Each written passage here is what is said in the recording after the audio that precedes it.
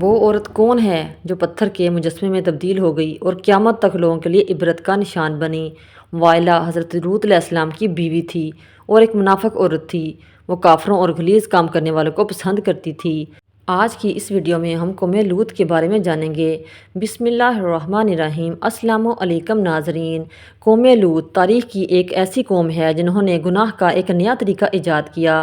اس قوم کے مردوں سے جنسی تعلقات بنایا کرتے تھے اور اپنی خواہش کو پورا کرتے تھے، لہٰذا اللہ تعالیٰ نے اپنے پیغمبر حضرت لوط علیہ السلام کو ان علاقوں میں مبعوث فرمایا۔ حضرت لوط علیہ السلام نے اپنی قوم کو اللہ تعالیٰ کے عذاب سے ڈرایا اور کہا، یہ بدفعلی ایک عظیم گناہ ہے۔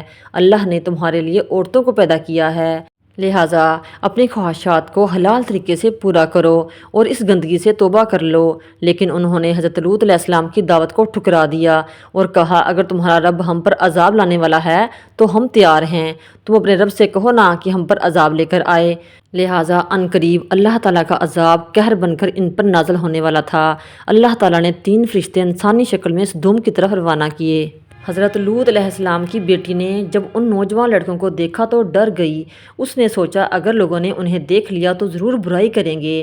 وہ بھاگتی ہوئی اپنے والد کے پاس آئی، لہٰذا حضرت لوط علیہ السلام جلدی سے ان کی طرف آئے اور ان سے پوچھا کہ آپ کیسے آئے ہیں؟ انہوں نے کہا، ہم آپ کے مہمان ہیں۔ حضرت لوط علیہ السلام نے کہا، اللہ کی قسم اس زمین پر میں نے اس سے زیادہ گندی قوم کوئی نہ دیکھی۔ یہ آپ کے ساتھ غلط نہ کر بیٹھیں، اس لیے آپ ان کو جلدی سے اپنے گھر لے آئے۔ حضرت لوط علیہ السلام کی بیوی وائلہ کافر تھی، وہ کافروں کا ساتھ دیتی تھی۔ وہ جلدی سے باہر گئی، اس نے لوگوں کو بتا دیا کہ ہمارے گھر نوجوان لڑکے آئے ہیں۔ سب لوگ آپ کے گھر کی طرف لپکے تاکہ ان نوجوان سے لذت حاصل کر سکیں۔ کچھ لوگ تو آپ کے گھر کی دیواروں پر چڑھ گئے۔ حضرت لوط علیہ السلام بہت زیادہ گھبرا گئے۔ حضرت لوط علیہ السلام نے اپنی قوم سے کہا کہ مجھے میرے مہمانوں کے سامنے رسوا نہ کرو، کیا تم میں سے کوئی بھلا انسان نہیں؟ حضرت لوط علیہ السلام کی بات سن کر وہ بولے، ہمیں تمہاری بیٹیوں سے کوئی حاجت نہیں، ہماری حاجت تو صرف یہ مرد ہیں۔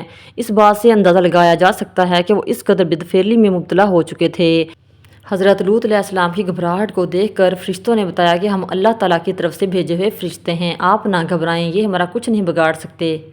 فرشتوں نے حضرت لوط علیہ السلام سے کہا کہ آپ یہاں سے چلے جائیں، پیچھے مڑ کر نہیں دیکھنا۔ لہٰذا آپ نے اپنی 2 بیٹیوں اور بیوی وائلہ کو لیا اور بستی سے نکل گئے۔ آسمان سرخ ہو رہا تھا، آسمان سے پتھر برس رہے تھے، آگ کے گولے برس رہے تھے، گرج چمک کی ایسی خوفناک آوازیں آ رہی تھی کہ ہر مخلوق کانپ اٹھے۔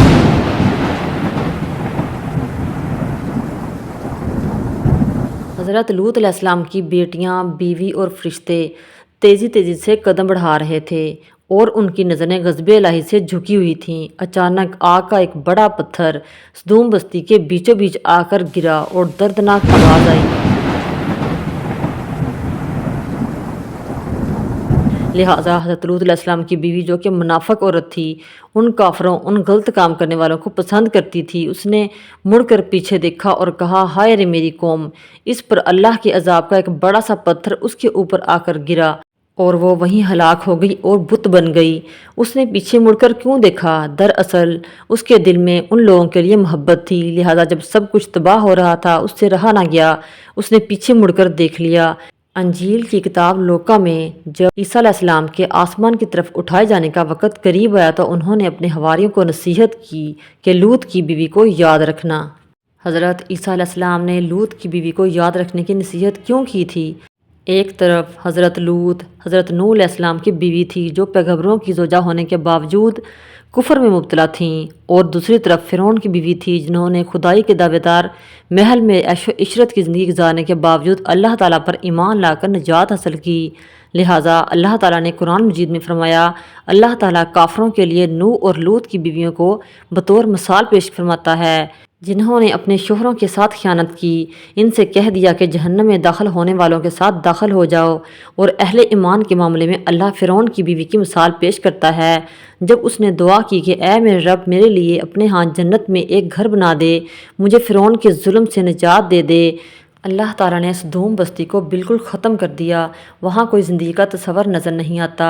جب جبرائیل فرشتے نے سدوم بستی کو اٹھا کر نیچے پھینکا تو اس کے نیچے سے ایک سیاہ رنگ کا پانی نکل آیا۔ وہ پانی پینے کے قابل نہیں، نہ ہی اس کے اندر کوئی چیز زندہ رہ سکتی ہے۔ کچھ سال پہلے اسرائیلی ریسرچر نے بحر مردار کے پاس ایک لمبے پتھر کا مجسمہ دیکھا جو دیکھنے میں تقریباً ایک انسان کی طرح لگتا ہے۔ دراصل یہ لوط علیہ السلام کی بیوی وائلا کا مجسمہ ہے۔ یہ مجسمہ آج اردن کے ماؤنٹ سودم نامی اس پہاڑی پر موجود ہے، جو دنیا کے لیے ہر شخص کے لیے عبرت کا نشان ہے۔ اگر آپ کو میری ویڈیو اچھی لگی ہے تو ویڈیو کو لائک اور چینل کو سبسکرائب کریں۔ Thank you so much.